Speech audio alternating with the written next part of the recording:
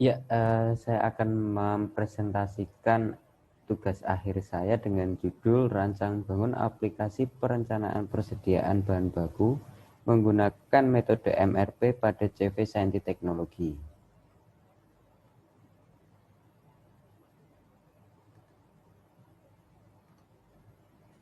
Profil singkat perusahaan. CV Scientific Technology adalah sebuah persekutuan komanditer yang bergerak di bidang pembuatan bahan baku untuk pelapis keramik yang telah beroperasional sejak tahun 2007. CV Scientific Technology berlokasi di Jalan Mawar nomor 9 RT 04 RW 04 Potok Pulo, Sidomulyo, Krian, Sidoarjo. Latar belakang permasalahan: ketidaktepatan pengadaan bahan baku yang direncanakan. Proses pengecekan jumlah stok oleh bagian PPIC harus melihat jumlah stok secara langsung pada gudang. Bagian pengadaan harus mengecek ke bagian PPIC dan gudang untuk melakukan pemesanan dan pengadaan bahan baku. Kemudian dampak yang ditimbulkan: jumlah perencanaan bahan baku tidak sesuai dengan apa yang dibutuhkan, sehingga tidak terpakainya bahan baku yang memiliki jumlah berlebih pada gudang. Kemudian proses perencanaan kebutuhan bahan baku menjadi lebih lama karena masih menggunakan perhitungan manual. Kemudian proses pengecekan jumlah stok dan pengadaan bahan harus melihat jumlah stok secara langsung, sehingga waktu yang dibutuhkan sangat lama. Untuk solusi permasalahan dari masalah yang tertera, membuat aplikasi yang dapat merencanakan kebutuhan bahan baku menggunakan metode Material Requirement Planning. Kemudian membuat aplikasi yang dapat menampilkan informasi jumlah stok secara up-to-date antar departemen pimpinan, PPIC, gudang, pengadaan, dan produksi. Rumusan masalahnya: bagaimana merancang dan membangun aplikasi perencanaan persediaan bahan baku menggunakan metode MRP pada CV Scientific Technology. Batasan masalah: aplikasi hanya berjalan pada jaringan lokal perusahaan. Metode yang digunakan saat perencanaan persediaan bahan baku adalah MRP, metode load sizing, teknik load for load. Metode minimal stok yang digunakan apabila bahan sudah melampaui batas adalah menggunakan metode safety stock. Kemudian metode yang digunakan untuk memesan bahan kembali adalah reorder point. Tahap SDLC hanya sampai dengan tahap construction atau testing. Kemudian perencanaan kebutuhan bahan meliputi kuantitas bahan, waktu pemesanan bahan, dan waktu penerimaan bahan. Hasil dari sistem ini adalah laporan perencanaan bahan baku pelapis keramik, laporan stok bahan, laporan jadwal produksi, laporan penerimaan bahan, laporan pengeluaran bahan, dan laporan pemesanan bahan. Tujuan yang ingin dicapai. Tujuan dari tugas akhir ini adalah untuk menghasilkan aplikasi perencanaan persediaan bahan baku menggunakan metode MRP pada CV Scientific Technology. Manfaat: dapat menampilkan informasi data jumlah stok bahan dengan up-to-date antar departemen pada CV Scientific Technology. Mempercepat waktu dalam merencanakan kebutuhan bahan baku pada CV Scientific Technology. Meminimalkan kesalahan dalam merencanakan jumlah bahan baku pelapis keramik. Memberikan laporan data perencanaan kebutuhan bahan pelapis keramik. Landasan teori yang digunakan: persediaan, Material Requirement Planning, load sizing, load for load, reorder point, safety stock, intranet, aplikasi berbasis web, SDLC, dan black box testing. Kemudian pengertian dari MRP secara singkat yaitu: menurut Shukron dan Khalil pada tahun 2014, Material Requirement Planning adalah suatu metode yang digunakan untuk merencanakan kebutuhan bahan agar kebutuhan bahan yang diperlukan pada jadwal produksi atau Master Production Schedule terjadwal dan tidak melampaui batas kebutuhan bersih. Tiga input utama untuk penunjang metode MRP yaitu MPS, On Hand Inventory, Kemudian bill of material. Kemudian contoh dari bill of material dapat dilihat seperti berikut. Untuk load sizing, pengertiannya menurut ahli adalah load sizing dalam metode MRP adalah suatu proses untuk menentukan waktu dan jumlah pemesanan yang tepat agar biaya persediaan yang dihasilkan seminimal mungkin. Kemudian menurut Tanuwijaya dan Setiawan pada tahun 2012, load sizing adalah suatu metode untuk menentukan jumlah yang harus dipesan suatu bahan sehingga biaya penyimpanan dapat diminimalkan. Penentuan load sizing dapat dipengaruhi oleh dua komponen, yaitu biaya pemesanan ke supplier atau biaya produksi, kemudian biaya penyimpanan gudang. Load for load menurut Heiser dan Render dalam Shukron dan Kolil pada tahun 2014, load for load adalah suatu metode meminimalkan biaya produksi dengan memesan kebutuhan bahan berdasarkan kebutuhan bersih, sehingga perusahaan hanya memesan bahan sebanyak yang dibutuhkan saja. Reorder point, menurut Tanuwijaya dan Setiawan, ROP adalah menentukan batas kebutuhan bersih suatu bahan sehingga jumlah bahan mencapai batas tersebut karena digunakan untuk produksi. Maka otomatis perusahaan akan melakukan pemesanan kembali dengan jumlah yang dibutuhkan. Menurut Asauri, safety stock adalah suatu perusahaan yang memiliki persediaan pengaman yang dianggap menjadi nol untuk menghindari kekurangan bahan saat produksi berlangsung. Untuk menentukan besarnya, perusahaan dapat menghitung dari statistik antara perkiraan bahan yang digunakan dengan bahan yang ada pada gudang. Jika perusahaan membuat batas persediaan terlalu banyak, maka perusahaan akan membuat biaya penyimpanan menjadi mahal. Jadi, perusahaan harus menentukan besarnya persediaan pengaman secara tepat menggunakan statistik tersebut. SDLC atau model waterfall adalah tahapan yang bersifat sistematis sehingga berurutan dan tidak dapat dilewati untuk menghasilkan suatu sistem. Tahapan tersebut dimulai dari tahapan communication, tahapan planning, tahap modeling, tahap construction, dan tahap deployment.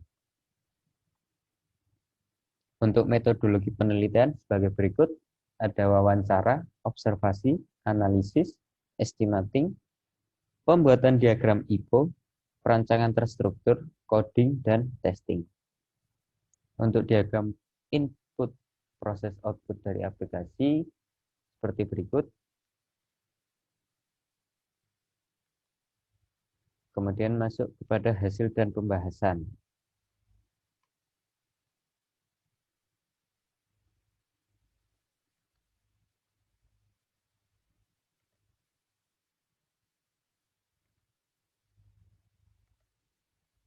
Oke, untuk hasil dan pembahasan langsung ke dalam sistem.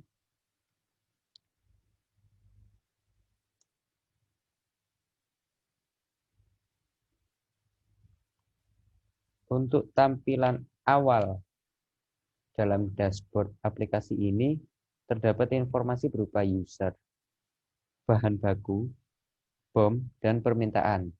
Kemudian terdapat juga grafik untuk melihat permintaan.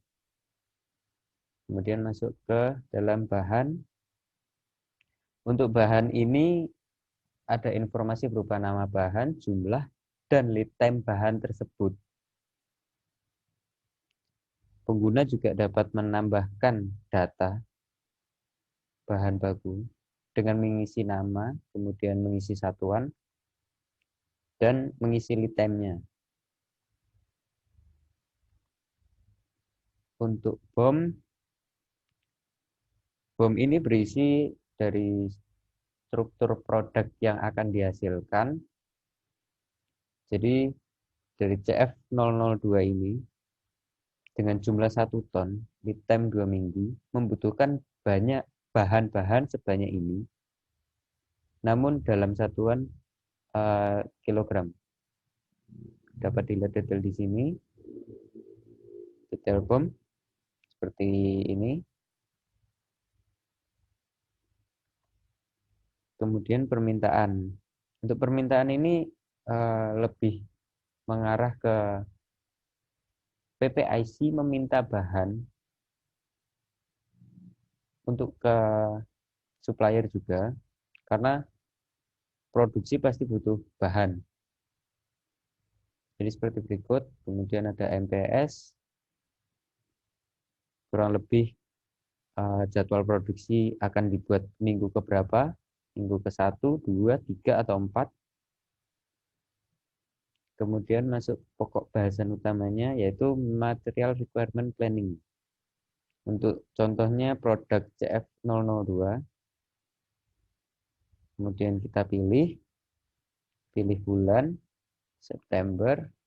Nah, untuk permintaan CF002 di minggu kedua 10 ton, itu membutuhkan bahan seperti berikut. Bisa dilihat di tabel.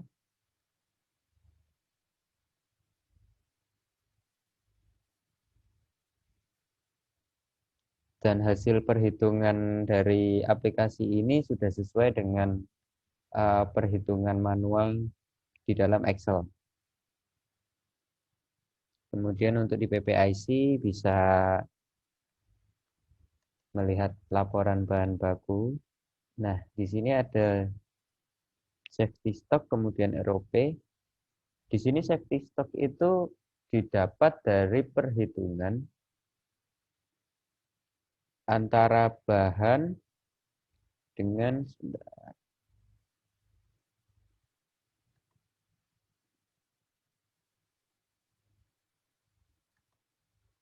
untuk safety stock itu didapat dari perhitungan mencari lead time demand dikali lead time dikali dengan jumlah rata-rata permintaan. Kemudian untuk menghitung safety stock bisa mengalikan permintaan tertinggi dengan jeda waktu tenggang bahan atau lead time dikurang jumlah rata-rata permintaan dikali dengan lead time tersebut, sehingga didapatkan angka-angka ini. Kemudian ada laporan penerimaan, masih belum terisi datanya. Ada laporan-laporan.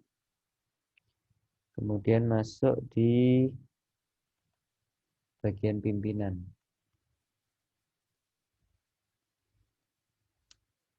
Untuk di pimpinan ini kurang lebih sedikit simpel karena pimpinan hanya butuh untuk pelaporan saja, sehingga isinya sama kurang lebih.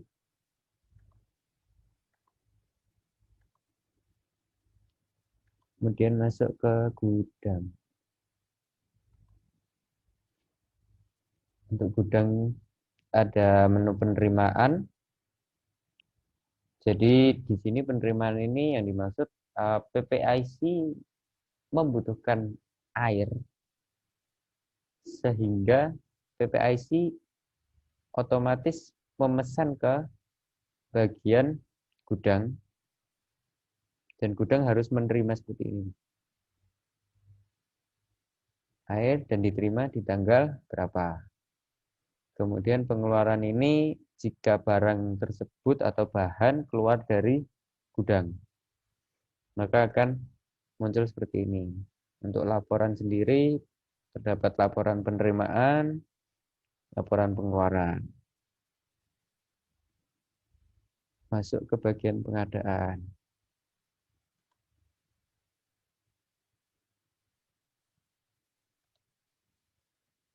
Untuk pengadaan kurang lebih hanya menunya pengadaan saja. Jika PPIC membutuhkan bahan untuk digunakan, merencanakan bahan yang selanjutnya, maka otomatis nanti di sistem tersebut memesan barang tersebut ke bagian pengadaan dan memberi notif ke bagian gudang. Kurang lebih seperti ini. Nanti terdapat notifnya, air, dan laporan kurang lebih untuk perencanaan dari pengadaannya sendiri, dan pemesanan. Pemesanan ini nanti arahnya ke supplier. Kemudian ke bagian terakhir, produksi. Nah, untuk produksi sendiri sih kurang lebih hanya melihat tentang jadwal produksinya saja, karena produksi lebih ke eksekusinya.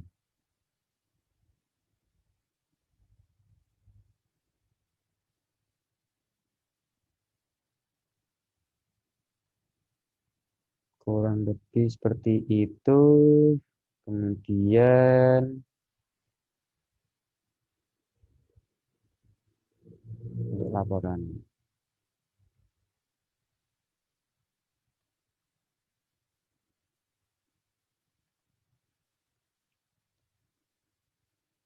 Nah, untuk laporan di sini kurang lebih untuk pendahuluan sama, landasan teori sama.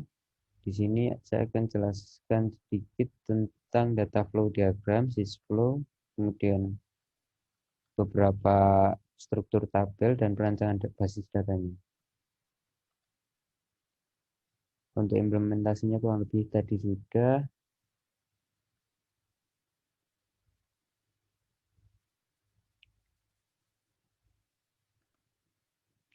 Nah, untuk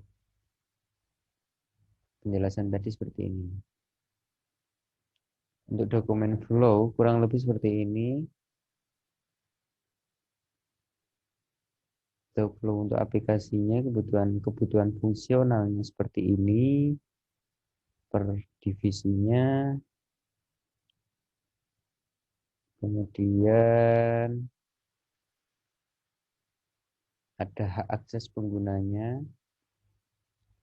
Diagram IPO. Untuk sysflow kurang lebih seperti ini. Konteks diagram seperti ini, dan struktur tabel kurang lebih seperti ini. Struktur tabel.